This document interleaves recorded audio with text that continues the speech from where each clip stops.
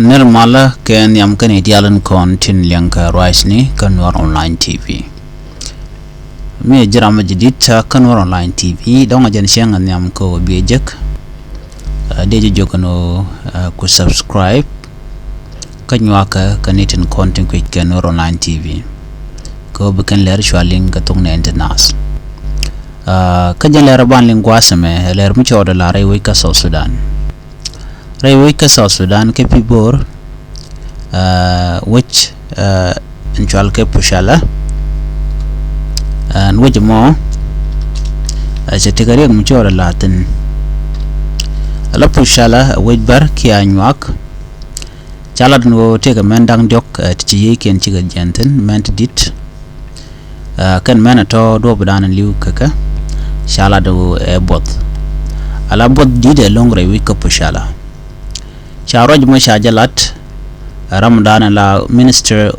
dung information gun mishal ke oleyo akwir charoj mo chaja kwena no chimandang de ko to shigaliu Railway ka pushala shalad no pek nene dialten kon chiliu ka shop ka weldh kane weldh ti lanne waro liu kan ka korpa de paiwa payam paywa chine waro shiglu ka bodrede ko Railway ka pushala ne gwazi dana shigin ka kum South Sudan ke gwazi dana shigin ka kamorle ke japa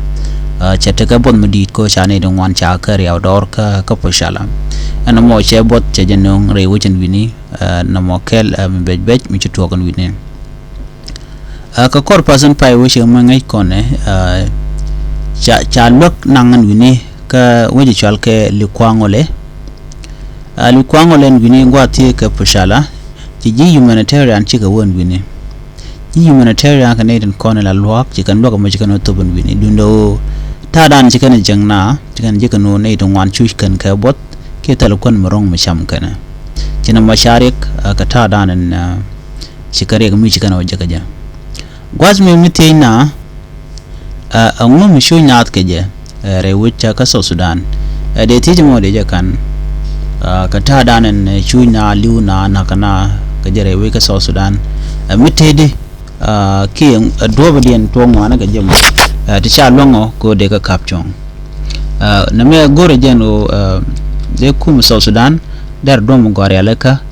me de botandan lerode da ja kapchong ga ko runen to ngwalung shuke Railway ka South Sudan kaliu kan ka bot namo akel bejbejelong kata danen let jeng ngarian lat ke Railway chen wini en South Sudan chira mangi no tukan ko bina okay election ke queen mo te cha jale da go atla domi be mal be ben ke Railway ka South Sudan namo jaganat ko bi ke shuj ko teleneti cha ku jiga no bilana na daka aliya na du mon ke liu taram no ko ne ko na liuna tit ka dien shiga nga jeno liya dan liuna ga jeno jene lam ka na mene rekel mi jeka na gwas me bana ben ka Gambela bana roch en togre Gambela bana jeling kuma ban ling gwas me bana lela update ka tay dana ci ngoro lat ka jeka Gambela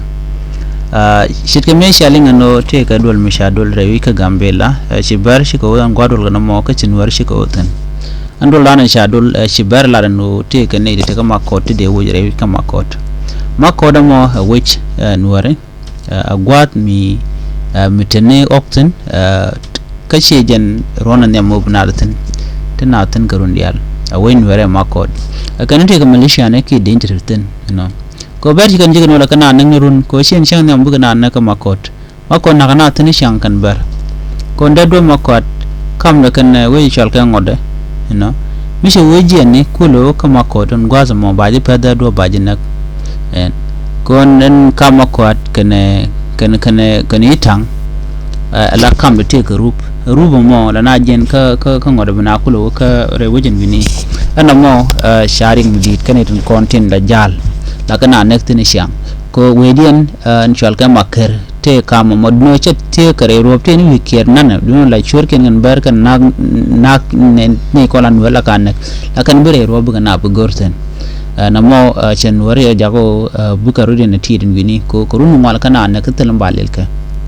makar shi kana moy kamen shal ke te mishal panch lo kan lat ka dul weekend ro cha ja de dak jen godan kana nekten tikala no makon mo kan china chige jenten jeno bu kum be nyin kana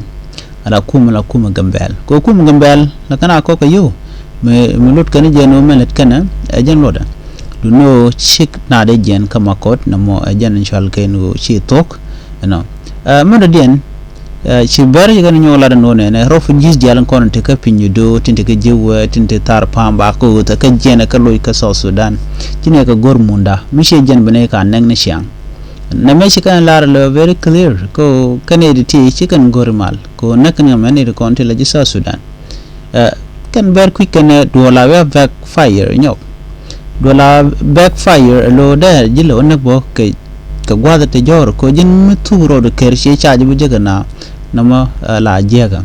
ran la tika wandu no bartala ka wana kan mu kan chikan jen bune ka nang ni siang ko bune ka naga pen mudit ko ndi wan chikan dier bo ka naga dan naga na ko ne la kwala to ka ber kene de content ka long te ka linga ne content yalta la tin te ka long ka ji wan nakana telem lat kana cha ga ripone je